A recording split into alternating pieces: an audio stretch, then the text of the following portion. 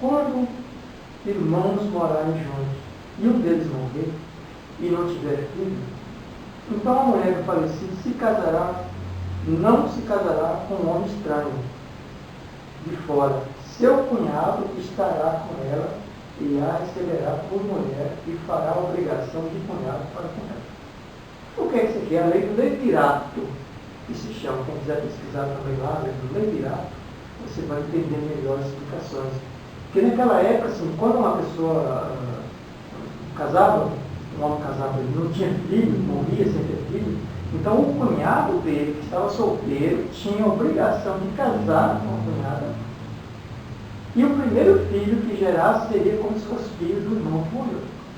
Então, assim, para nós hoje também não funciona. Então, se vamos supor assim que digamos que eu fosse solteiro, meu irmão casado, e ele morresse sem deixar filho, eu seria obrigado a casar com a minha cunhada sem querer, sem eu gostar dela, mas lá era obrigado, era obrigação. E assim, se você ler o contexto, que eu resumi aqui, mas se ler o contexto, se ele rejeitasse, não quisesse, ele era levado na praça, na frente dos anciões lá, e o que ele fazia? Era tirar o sapato, e me parece, se não me engano aqui, depois tem que ler o contexto, que a mulher parece que cuspia no rosto dele, e jogava o sapato, então ele era uma pessoa descalço, desprovido, então era o significado. Então é uma questão assim de, era a lei mesmo, o cara tinha que casar, senão ele era, digamos, tipo até excomungado, rejeitado, reprovado na sociedade, se ele rejeitasse ou não cumprisse esse dever dele que a lei dizia que cumprir. Então são versículos que não dá para aplicar para nós, não temos como nós obedecer. Então, às vezes eu gosto de fazer a pergunta para a pessoa que está me ouvindo, que está me vendo, no caso, você faria isso? Casaria com uma cunhada, a viúva do teu irmão, sem você querer, sem gostar, sem nada? Só por obrigação? Então não é, a lei da época, naquela época era a lei de hoje, então não tem como colocar esse versículo também em prática. Mais um aqui, Deuteronômio capítulo 5, versículo 14. Essa aqui também tem uma confusão muito grande por algumas denominações ou alguns segmentos religiosos, porque não colocam em prática da maneira correta. Alguns acham que estão colocando em prática, mas na verdade não estão colocando. Sobre o sábado. Mas no sétimo dia, o sábado do Senhor teu Deus, não fará nenhum trabalho dele, nem tu, nem teu filho, nem tua filha, nem o teu servo, nem a tua serva, nem o teu boi, nem o teu jumento, nem o teu animal algum teu, nem estrangeiro que está dentro das tuas portas, para que o teu servo e a tua serva descansem como tu. Então eu pergunto, quem é que obedece esse versículo hoje? Isso aqui também é uma questão da lei, daquela época, a lei de Moisés, e tem toda uma questão de contexto cultural, econômico, que não dá para nós entrar no momento em todos os detalhes, mas se alguém perguntar, nós vamos respondendo por detalhe, por perguntas, mas não dá para entrar aqui em todos os detalhes. Se alguém tiver dúvida, é só perguntar que nós vamos responder com mais profundidade. Mas naquela época, como estou dizendo aqui, no dia de sábado, ninguém podia trabalhar nada, nem mesmo acender o fogo no fogão, naquela gás, e nem elétrico. Então não poderia acender nenhum fogo, tinha que se preparar a comida, a alimentação na sexta-feira, para no sábado comer, mas não fazer nada. E aqui, nada, percebe-se que aqui fala que nem a pessoa, nem o filho, nem a filha, nem o servo, nem o empregado, nem o boi, nem o jumento, nada, não poderia haver atividade nenhuma. Então eu pergunto hoje, nós temos condições de guardar isso aqui, de obedecer? Apesar de, porque na verdade aqui tem gente que acha que é uma lei perpétua, mas não é. Isso aqui também faz parte da lei de Moisés, não da nossa lei do Brasil. Alguns podem até achar que eu estou errando e falo isso, mas errado é quem não presta atenção no texto. Desculpa falar assim, às vezes eu falo assim, mas tem alguém que está puxando de orelha. Então, assim, preste atenção e faça as comparações, não fique só na teoria. Veja na prática como é que funciona. Porque, por exemplo, se hoje fosse para colocar isso aqui em prática, alguém que tem um comércio tem que desligar lá o disjuntor geral lá do relógio da energia. Como é que vão ficar os produtos que tem que conservar em freezer, Aí, e pior, né? Não é só o dia do sábado contando de 6 da manhã, ou de contava das 18 horas da sexta-feira, o sábado naquela época, como é que era contado? Da sexta-feira, 18 horas, até as 18 horas do sábado, não eram 24 horas. Se fosse obedecer na íntegra, teria que desligar o disjuntor lá, porque nada poderia trabalhar. Porque, por exemplo, aqui, naquela época não tinha freezer, assim, mas seria como um desses, digamos aqui, alguém no céu, alguém está servindo ele. Então a energia não é que está servindo. E para essa energia estar sendo produzida, tem alguém trabalhando. Tem alguém trabalhando. E mesmo assim tem um equipamento trabalhando. Então nada pode trabalhar. Porque nem o jumento, nem o boi, nada não pode trabalhar, nem o estrangeiro. Então assim, para ser sincero, ninguém consegue guardar esse versículo. O Deus não guarda na íntegra. Trazendo para a época atual, né? Seria hoje, nem eles não guardam mais na íntegra como está aí. Então assim, como é que eu vou obedecer tudo que está escrito aqui? Eu não posso andar de bicicleta no sábado, não poderia andar de bicicleta, que seria o meu jumento, talvez. Não poderia andar de carro, que seria o, né? Trazendo para a época atual, né? Não poderia trazer, se fosse hoje. Não poderia viajar, não fazer nada. Então, isso aqui também não é para nós, não temos como colocar em prática. Quem fala que coloca isso em prática aqui, está mentindo. Ninguém coloca em prática como está escrito aqui. Então não sou eu que vou dizer que eu vou colocar. Se eu falar que eu vou colocar em prática, eu estou mentindo. Porque eu preciso do meu descanso, preciso, mas é a paz, é outra questão. É tudo que tem dentro da casa da pessoa. Isso.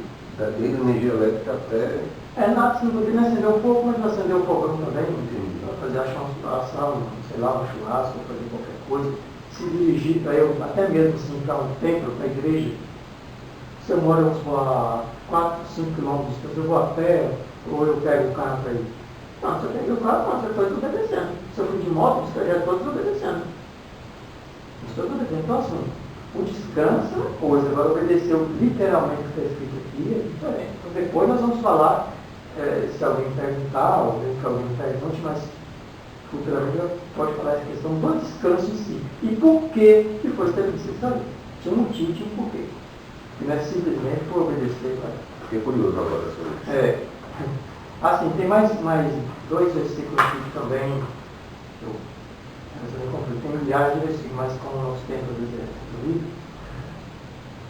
Lá na Epístola de Paulo aos Coríntios, a primeira Epístola de Paulo aos Coríntios, capítulo 14, versículo 34. E depois, na sequência, nós temos 1 Timóteo, capítulo 2, versículo 11 e 12. Na atualidade, nós não temos como colocar esse versículo em prática, ou obedecer literalmente.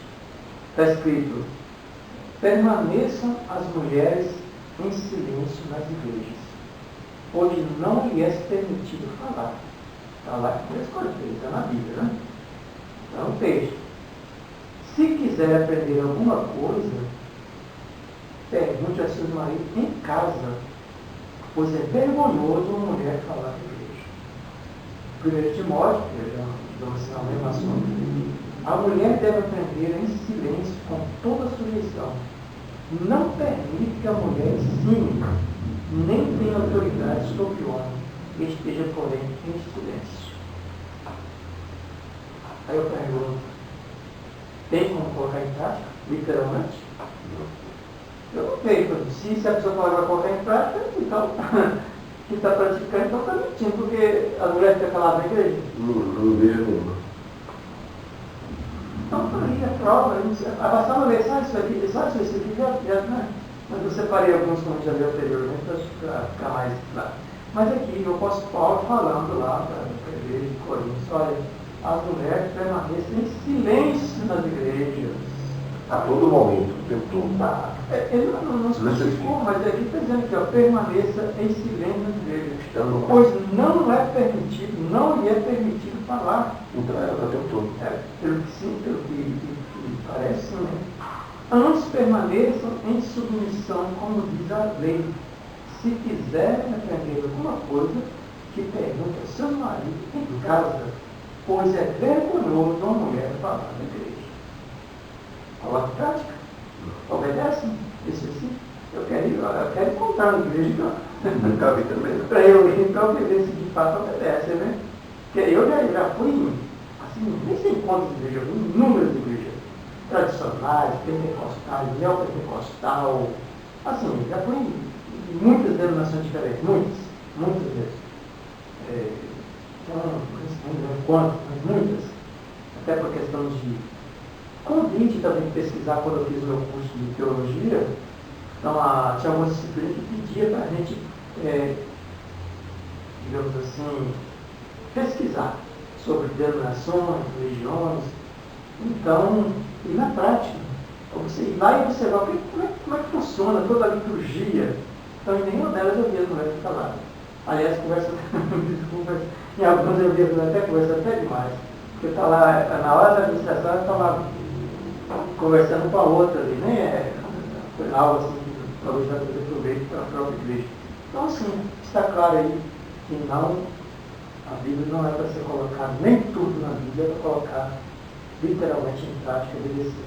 A mensagem divina, como eu já disse, a mensagem divina é diferente, porque a mensagem divina, ela não está presa no texto.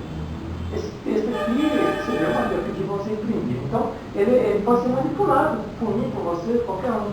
Mas a mensagem divina não. A mensagem divina, a mensagem de Deus, ela é viva, ela é pura, ela está acima de tudo, de qualquer coisa.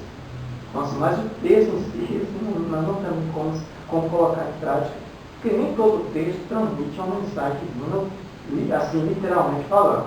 Tem passagem, algumas passagens na Bíblia que a gente vê literalmente assim uma mensagem divina ali, claro, mas tem texto que não. Então está aí, né, para todos que estão nos acompanhando. Se você não sabia disso, tinha dúvida, então está aí você vendo que eu não estou inventando, nós não estamos inventando, estamos mostrando que de fato nem tudo que está escrito na Bíblia tem como ser colocado literalmente em prática e ser obedecido. Certo? Então, mais uma vez, quero agradecer pela oportunidade e espero que vocês tenham compreendido alguma coisa. Se ficou em dúvida, pode perguntar, pode questionar, sem nenhum problema, certo? Lembrando sempre que nós não estamos aqui presos a nenhuma denominação, nenhuma religião, nós estamos falando aqui da Bíblia. Porque a Bíblia está além, ela é livre, ela não pertence a uma religião ou a uma denominação.